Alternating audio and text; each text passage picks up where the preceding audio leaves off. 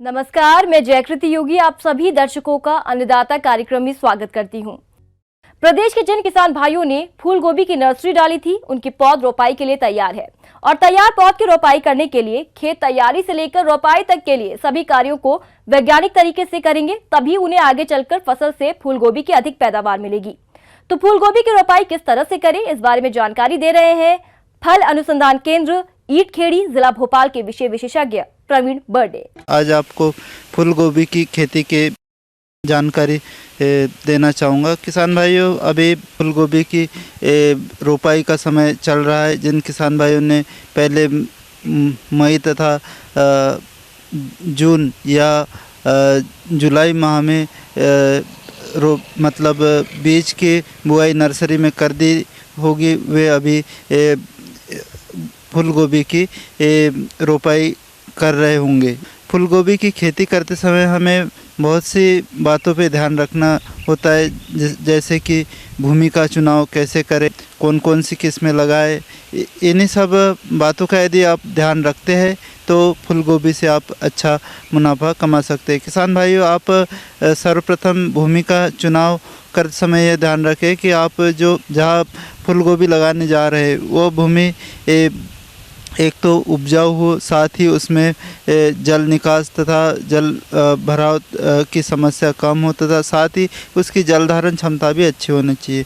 किसान भाइयों, इसके साथ ही यह ध्यान रखें कि भूमि की तैयारी करते समय आप पहले तो इसमें कल्टीवेटर चला दे, इसके बाद में आप पाटा लगा के भूमि को समतल कर दे तथा जो फसल के अवशेष होते हैं उन्हें आप निकाल दें। किसान भाइयों, फूल गोभी के अधिक उत्पादन के लिए अच्छी सड़ी हुई गोबर की खाद 35 से 40 कुंटल को प्रति हेक्टेयर खेत में मिला देना चाहिए। इसके बाद रासायनिक उर्वरकों में नत्रजन 120 किलोग्राम, फास्फोरस 80 किलोग्राम तथा पोटाश 60 किलोग्राम की प्रति हेक्टेयर आवश्यकता होती है। इसमें से नत्रजन की आधी मात्रा तथा फास्फोरस और पोटाश की पूरी मात्रा का उपयोग खेत की तैयारी के समय करना चाहिए और शेष बची नत्रजन का प्रयोग पौध रोपाई के 3 से 4 सप्ताह बाद उपरिवेशन के रूप में प्रयोग करें। किसान भाई, इसके बाद में आता है कि किस्मों का चुनाव करना बहुत महत्वपूर्ण होता है, क्योंकि इसमें आप यदि अच्छी किस्मों को आपके खेत में लगाते हैं तो इससे पैदावार भी अधिक होगी तथा खर्चा कम आता है। क्योंकि इस समय अभी अगेती किस्म का सीजन चल रहा है। इसमें अगेती किस्मों में जैसे पूसा दीपाली, पूसा कार्तिक और पूसा अर्ली सिंथेटिक, ये किस्में आती है। किसान भाइयों, फूल गोभी की फसल को रोगों के प्रकोप से बचाने के लिए कार्बेंडाजिम दवा 3 ग्राम प्रति लीटर पानी के हिसाब से घोल बनाकर फूल गोभी के पौध का उपचार करना जरूरी होता है। किसान भाइयों, फूल गोभी की फसल से अधिक उत्पादन प्राप्त करने के लिए बरसात के मौसम में बेड बनाकर रोपाई करनी चाहिए, जिससे अधिक वर्षा होने पर जल भराव की समस्या नहीं होती। इसके अलावा फूल गोभी की रोपाई के लिए कतार से कतार की दूरी 45 सेंटीमीटर तथा पौधे से पौधे की दूरी 45 सेंटीमीटर ही रखनी चाहिए। इसके बाद आप फूल गोभी की फसल में खरपतवार नियंत्रण और सिंचाई प्रबंधन कैसे करें, आइए जान लेते हैं। किसान भाई, इसके बाद में आता है आपको खरपतवार नियंत्रण। इसमें आप खरपतवार नियंत्रण के लिए पौध लगा दे तो उसके बाद में उसकी निंदाई गुड़ाई करना आवश्यक होता है। जो फूल गोभी की जड़ें होती है, उथली होती है, इसमें आप गहरी निंदाई गुड़ाई नहीं करें जिससे कि जड़ों को नुकसान हो। इसके लिए आप खुरपी की सहायता से निंदाई गुड़ाई करते रहे, जिससे कि खरपतवार जो अनवांछित पौधे है उसको निकाला जा सके। निंदाई गुड़ाई करने के बाद में आता है सिंचाई। सिंचाई भी एक बहुत ही महत्वपूर्ण पहलू है। इसमें यह ध्यान रखना है कि जब फूलों का विकास हो रहा हो उस समय आप मृदा में नमी कम नहीं हो, जिससे कि जो फूल का साइज हो अच्छा होता है। इसमें आपको ध्यान रखना है कि वर्षा ऋतु में यदि 10 से 12 दिन तक वर्षा नहीं होती है तो आपको हल्की सिंचाई करते रहना चाहिए। किसान भाई, इन्हीं सब बातों का यदि आप ध्यान रखते हैं खेती में तो बहुत अच्छा मुनाफा कमा सकते हैं। धन्यवाद।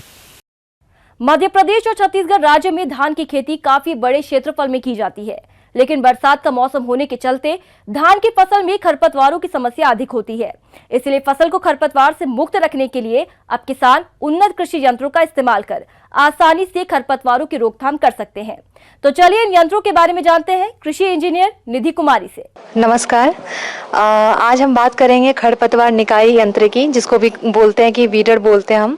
वीडर जनरली होते हैं हमारे दो प्रकार के होते हैं, और वीडर जो खरपतवार निकाई के लिए इस्तेमाल होता है उसकी एक्चुअली क्या होती है कि अगर हम वीडर का इस्तेमाल करते हैं तो हमारा लेबर कॉस्ट बच जाता है, और अगर हम टाइम की बात करें समय की काफ़ी बचत हो जाती है। तो अगर हम देखें तो 60 से 65% तक की हमारी लेबर कॉस्ट की कमी हो जाती है, और उतना ही 60 से 65% जैसे हमारे टाइम की सेविंग हो जाती है। तो आज के ज़माने में जो हमारे किसान भाई हैं वो लेबर के जो रिक्वायरमेंट है वो पूरी नहीं कर पाते। हमें अक्सर देखते हैं कि पीक सीजन में हमारे पास मज़दूरों की कमी हो जाती है, और इस कारण से जो लेबर का कॉस्ट है वो बढ़ता जाता है, और हमारे किसान उसको अफोर्ड नहीं कर पाते, उसको नहीं ये कर सकते। तो इस तरह की खेती के लिए हमें क्या करना चाहिए? जो वीडर का इस्तेमाल एक्चुअली 2-3 तरीके से कर सकते हैं। एक तो होता है हस्त संचालित, और एक होता है पावर ऑपरेटेड। तो पावर ऑपरेटेड जिसमें बोलते हैं कि शक्ति लगती है, उसमें अगर हम हस्त संचालित की बात करें तो हमारे पास बहुत सारे वीडर हैं। पहला तो होता है कोनो वीडर। तो कोनो वीडर की बात करें तो आप देखेंगे कि कोनो वीडर में 2 तरह के रोटर होते हैं। तो वो होता है आपका एक डायरेक्शन में, लेकिन अगर उसको हम समानांतर रूप में अगर एक एक्सल पे फिक्स करें और उसके ऊपर अगर हम बेल्ट नुमा मतलब बेंत नुमा अगर 1.4 मीटर जैसा हाथ संचालित करने के लायक उसको बनाते हैं, तो इसमें क्या होता है कि आपका जो इसका कोनो वीडर होता है वो टैपर टाइप के होते हैं। रोटर जब चलती है ज़मीन में तो वो धंसती है, तो उसकी जो धंसने की जो गहराई होती है 3 सेंटीमीटर के लगभग होती है। तो आप देखेंगे कि जो मिट्टी के अंदर रोटर जब चलती है तो उसका एक्शन होता है पुलिंग एंड पुशिंग, मतलब वो पीछे जाता है फिर आगे जाता है। तो इसमें क्या होता है कि आपकी जो वीड होती है, जो आपके खरपतवार होते हैं वो अपरूट हो जाते हैं, वो ज़मीन से वो निकल जाते हैं। तो इसमें सिंपली क्या करते हैं हमारे किसान भाई, बेंत को पकड़ते हैं और उसको आराम से चलाते हुए जाते हैं। तो अगर आप खुरपी से या किसी और चीज़ से निकाई करते हैं, जो हमारे जो पारंपरिक तरीके होते हैं उससे काफ़ी अच्छा होता है। और इसकी जो फील्ड कैपेसिटी होती है वो आधे एकड़ प्रतिदिन के हिसाब से आप ले सकते हैं। एक दिन में 8 घंटे 9 घंटे अगर हम काम करते हैं तो आधा एकड़ प्रतिदिन के हिसाब से इसकी क्षमता होती है, कार्य क्षमता। और ये सिंगल ऑपरेटेड होता है, मतलब एक इंसान की ज़रूरत होती है इसमें, और ये ड्रजरी रिडक्शन कम करता है आपके खुरपी जो पारंपरिक तरीके से जो हम वीडिंग करते हैं। उसी प्रकार से अगर हम इसकी बात करें तो ये धान के खेतों में ज़्यादा हम यूज़ करते हैं। धान के खेत में इसलिए यूज़ करते हैं क्योंकि धान में ऐसा देखा गया कि हमारी जो खरपतवार होते हैं ज़्यादा होते हैं, और धान की जो खेत होती है वो नमी हमेशा रहती है, तो वहाँ पे ये काफ़ी उपयोगी होता है। और इस वीडर में मतलब 25 से 30 सेंटीमीटर तक की जो पंक्तियों के बीच में जो जगह होती है उसमें ये वीडिंग करता है। तीसरा जो होता है हम बोलते हैं उसको battery operated portable wetland weeder. तो वेटलैंड वीडर मतलब वेटलैंड हम बोलते हैं जहाँ पे गीली मिट्टी होती है, जैसे कि हम जहाँ पे कदवा करते हैं जनरली, जो हम धान जहाँ पे लगाते हैं वहाँ पे तो आप जानते ही होंगे कि हमारी मिट्टी गीली होती है, हमेशा हमें ज़्यादा पानी देना होता है धान की खेतों में। और इसमें ये उस SRI मेथड, जो श्री मेथड जो बोलते हैं, श्री तरीके से जहाँ पे हम धान की रुपाई करते हैं वहाँ पे ये काफ़ी उपयोगी साबित होता है। पावर वीडर आमतौर पर छोटी मशीनें होती हैं जो पूरी तरह से खरपतवार को हटाने के लिए उपयोग की जाती है। इन मशीनों को आसानी से इस्तेमाल किया जा सकता है, यहाँ तक कि इनके सुरक्षित संचालन के लिए किसी भी प्रकार के पूर्व प्रशिक्षण की आवश्यकता नहीं होती। यह वीडर इंजन, फ्रेम, ब्लेड्स तथा सहायक पहिए का मिश्रण होता है। ये आमतौर पर 2 छोटे स्ट्रोक इंजन द्वारा संचालित होता है। इंजन का उपयोग वीडर के सामने लगे हुए ब्लेडों को घुमाने के लिए किया जाता है। वीडर में इंजन को स्टार्ट करने के लिए रिकॉर्ड स्टार्टर लगा होता है। इंजन चालू होने के बाद मशीन को कोई व्यक्ति धकेल कर आगे बढ़ाता है। अधिकांशतः इंजन शक्ति का उपयोग केवल ब्लेड को घुमाने के लिए ही किया जाता है। और इसकी जो कार्य क्षमता है वो 0.2 से 0.2 से 0.3 हेक्टेयर प्रतिदिन की होती है। और इसका कॉस्ट थोड़ा ज़्यादा होता है अन्य हस्त संचालित वीडर से। इसकी कॉस्ट लगभग 8,000 रुपये होती है, लेकिन ये काफ़ी अच्छा होता है। चलाने के लिए भी आपको बहुत एक्सपीरियंस की ज़रूरत नहीं है, और इसमें ड्रजरी रिडक्शन होता है, बोलते हैं जो शरीर से जो आप थक जाते हैं वो नहीं होगा। और इसकी इफ़िशियंसी काफ़ी होती है, सबसे ज़्यादा इफ़िशियंसी 95% तक की इसकी वीडिंग इफ़िशियंसी ऊंची होती है और इसका जो कॉस्ट होता है, जो लागत होती है, कॉस्ट ऑफ ऑपरेशन जो बोलते हैं, ये 625 रुपये प्रति हेक्टेयर होता है। आपको लगभग अगर आप सम्मिलित रूप से बात करें तो 50% तक की अनुदान राशि आपको मिल सकती है। तो पावर वीडर भी अच्छी है, लेकिन ये आप इस्तेमाल कर सकते हैं। वैसे किसान के लिए ज़्यादा अच्छा है जिनके पास खेतों की लैंड होल्डिंग ज़्यादा है। मौसम के अनुसार प्रबंधनों पर ही टिकी है आपकी खेतीबाड़ी, इसीलिए मौसम पूर्वानुमान और उस पर आधारित साप्ताहिक कृषि सलाह इस प्रकार है।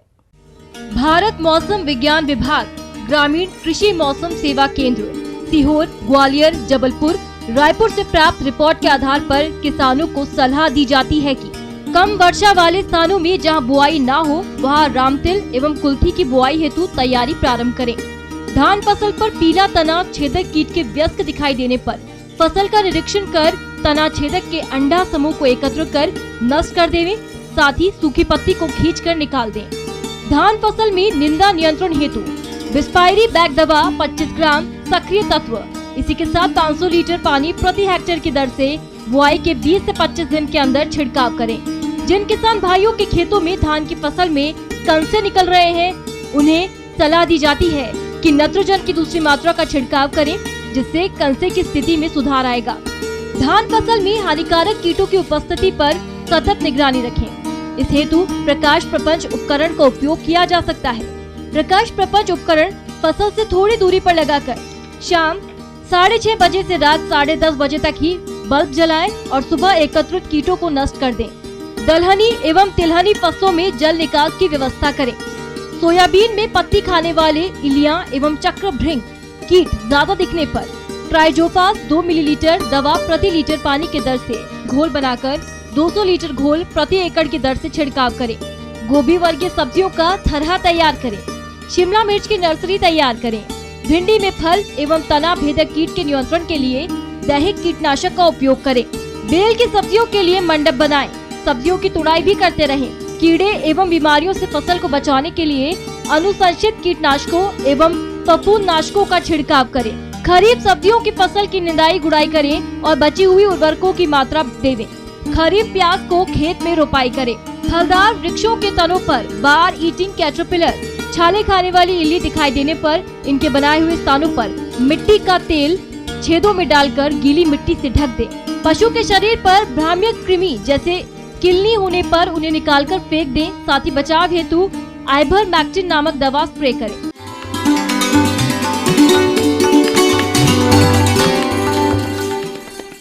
अन्नदाता हेल्पलाइन निशुल्क फोन संपर्क सेवा के माध्यम से आपके द्वारा पूछे गए प्रश्नों में से 1 या 2 महत्वपूर्ण प्रश्न को हम अपने कार्यक्रम में शामिल करते हैं। इसी के तहत आज का चयनित प्रश्न और उसका जवाब कुछ इस प्रकार है। अन्नदाता निशुल्क फोन संपर्क सेवा के माध्यम से पूछे गए प्रश्नों में से आज हमने जिस प्रश्न को कार्यक्रम में शामिल किया है उसे पूछा है ग्राम पवनी, जिला जबलपुर के कृषक दिनेश जाटव ने। यह बकरियों में पीपीआर रोग के कारण, लक्षण एवं बचाव उपचार के बारे में जानकारी चाहते हैं। तो दिनेश जाटव जी, आपकी जानकारी के लिए प्रस्तुत है कार्यक्रम का यह अंश। आज बात करेंगे हम बकरियों में होने वाले पीपीआर रोग के बारे में। पीपीआर रोग जो है बकरियों का प्लेग कहलाता है। बकरियों का प्लेग से तात्पर्य है कि ये बीमारी जब भी आती है तो प्लेग की तरह पूरे अपने बकरियों में फैल जाती है एवं मृत्यु हो जाती है बकरियों की। किसान भाइयों, बकरियों में होने वाली घातक बीमारियों में है पीपीआर। ये विषाणु जनित रोग है जिससे बकरियों में अत्यधिक मृत्यु हो जाती है। इसलिए पीपीआर रोग को बकरियों में महामारी या बकरी प्लेग के नाम से भी जाना जाता है। ये रोग विशेषकर कम उम्र के मेमनों और कुपोषण एवं परिजीवियों से ग्रसित बकरियों में अति गंभीर एवं प्राण घातक होता है, जिससे बकरी पालन में नुकसान अधिक होता है।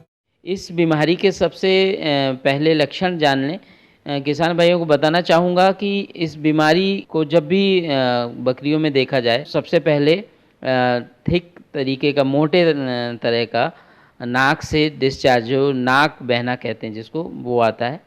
आँख से आंसू आने लगते हैं। शरीर का टेम्परेचर जो है बढ़ जाता है। बकरी का 40 से 41 डिग्री सेल्सियस के आसपास हो जाता है। ये जो लक्षण है, शुरू में किसान भाई इसको जो है खांसी, सर्दी, जुकाम के हिसाब से ट्रीट करते हैं। इस लक्षण को जब 2 से 3 दिन हो जाते हैं, इसके बाद मुंह में बकरियों के मुंह में छाले आने शुरू हो जाते हैं। सर्वप्रथम ये छाले जीभ में दिखाई पड़ेंगे, फिर आपके जो अंदर की बकल कैविटी है, जो मुंह का अंदर का पार्ट है, उसमें दिखाई पड़ेंगे, फिर दांतों के मसूड़े में दिखाई पड़ेंगे। ये एक विषाणु जनित रोग है, वायरल डिसीज़ है। इसका जो वायरस है वो अपना पूरा लाइफ साइकिल कंप्लीट करता है, इसके बाद ही ये शरीर से बाहर जाता है। इसके अलावा किसान भाइयों, रोग ग्रसित बकरियों में नीरसता, छींक तथा आंख एवं नाक से तरल स्राव जैसे आने लगता है और मुंह से अत्यधिक बदबू आने लगती है। संक्रमण होने के 1 सप्ताह के भीतर ही बीमार बकरी की मृत्यु भी हो जाती है। पीपीआर रोग में नाक जो बहना है वो जैसे ही चालू होता है, सबसे पहले आप जो एनिमल है उसको सेपरेट कर दें, दूसरे जानवरों से सेपरेट कर दें। जहाँ उसका खाना दाना रखा जा रहा है उन बर्तनों को भी सेपरेट कर दें। उस जानवर को तकरीबन बीमारी होने के 20 दिन तक उस जानवर को स्वस्थ जानवरों में शामिल ना करें। पशुपालक सेपरेट नहीं करता है तो एक जानवर से सभी जानवरों में ये बीमारी फैल जाती है और ये इतनी तेज़ी से फैलती है कि पशुपालक को संभलने का मौका नहीं मिलता और सारा एनिमल जो है वो डेड हो जाते हैं। पीपीआर रोग में बकरियों से जो नेज़ल डिस्चार्ज निकलता है, आँखों से जो डिस्चार्ज निकलता है, वो दूसरे जानवरों के खाने दाने में मिल सकता है। साफ़ सफाई रखने का तात्पर्य ये है कि आप जितना भी बचा हुआ दाना या खाना है उसको पूरा साफ़ कर लें, खाने वाले बर्तनों से साफ़ कर लें, अच्छे से साफ़ सफाई करें। हो सके तो तकरीबन 1 से 2 घंटे के लिए उसको मतलब खाली छोड़ दें, डिसइंफेक्टेंट से साफ़ करें। तो पशुपालक ध्यान रखें, साफ़ सफाई इसमें बहुत ज़रूरी है। जो नाक बह रही है उसको एक आप कॉटन के टुकड़े से उस नाक को साफ़ करें, उसको प्रॉपर डिस्पोजल करें, जला दें। इससे जो है एनिमल की आपकी इम्यूनिटी पे भी थोड़ी सी इफ़ेक्ट होता है। इम्यूनिटी इफ़ेक्ट होने के ही कारण जो है शरीर का बॉडी वेट लॉस होता है और ये सब चीज़ें होती हैं। इसलिए इम्यून बनाए रखने के लिए आप ज़्यादातर एंटीबायोटिक्स का यूज़ करें। रोगी बकरियों का बचा हुआ चारा स्वस्थ पशु को न खिलाएं एवं बीमार बकरी को चराने हेतु न लेकर जाएं। पीपीआर रोग से प्रभावित पशु का इलाज योग्य पशु चिकित्सक से अवश्य करवाएं। मैं किसान भाइयों को सलाह देना चाहूँगा कि सबसे पहले इसका टीकाकरण करवाएं। टीकाकरण 4 महीने का जो बच्चा है, आपका बकरी का बच्चा या भेड़ का बच्चा है, 4 महीने का हो जाए इसके पश्चात किया जाता है। 1 ml जो है वैक्सीन सबकट लगाई जाती है और इसके बाद यह वैसे तो 3-3 साल में रिपीट किया जाता है, बट आप इस समय इतनी सीवियरिटी होने के कारण गोट फार्मिंग वाले कृषक हैं वो सालाना इसका जो है इस्तेमाल कर रहे हैं। सबसे पहले ये बता दूं कि ये एक तरह की जो ये बीमारी है इसका कोई इलाज नहीं, सिर्फ इसकी रोकथाम है। इसकी रोकथाम के लिए हम ज़्यादातर पहले एंटीबायोटिक का इस्तेमाल करते हैं। ऑक्सीटेट्रासाइक्लिन हो गया, एंड्रोफ्लॉक्सासिन हो गया, इन सब का जो है अपन डोज चालू करते हैं।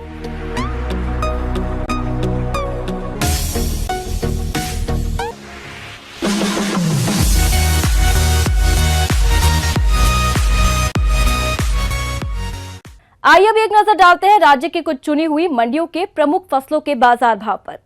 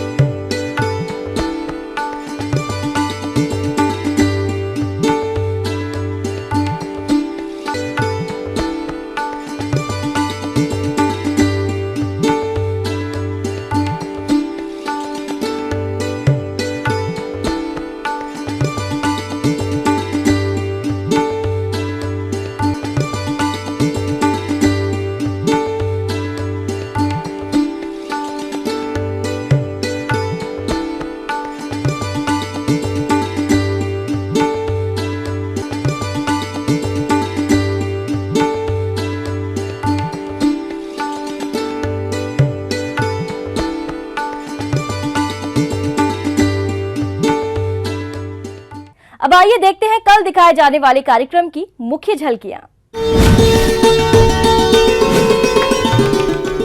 अधिक उत्पादन के लिए खीरा की फसल में जरूरी कार्य। बेर का बाग लगाएं और अच्छा लाभ पाएं। हम ये उम्मीद करते हैं कि आज का कार्यक्रम आप सभी दर्शकों के लिए उपयोगी रहा होगा। किसान भाइयों, अन्नदाता आपकी सेवा के लिए संकल्परत है। कृषि संबंधित समस्या एवं सुझावों के लिए आप हमें इस पते पर संपर्क कर सकते हैं। प्रोड्यूसर अन्नदाता, news 18 Madhya Pradesh, Chhattisgarh, Ramoji film city, Hyderabad 501512। साथ ही आप हमें ईमेल भी कर सकते हैं। हमारा ईमेल आईडी है p18annadatamp@nw18.com। इसके अतिरिक्त आप हमें निःशुल्क हेल्पलाइन नंबर 1800-419-2155 पर सोमवार से शनिवार सुबह 10 से शाम 4 बजे के बीच संपर्क कर सकते हैं। किसान भाइयों, अब समय हो रहा है आपसे विदा लेने का, तो हमारी अन्नदाता टीम को दीजिए इजाजत। कल फिर आपसे मुलाकात होगी कृषि संबंधित कुछ और महत्वपूर्ण जानकारियों के साथ। नमस्कार। अन्नदाता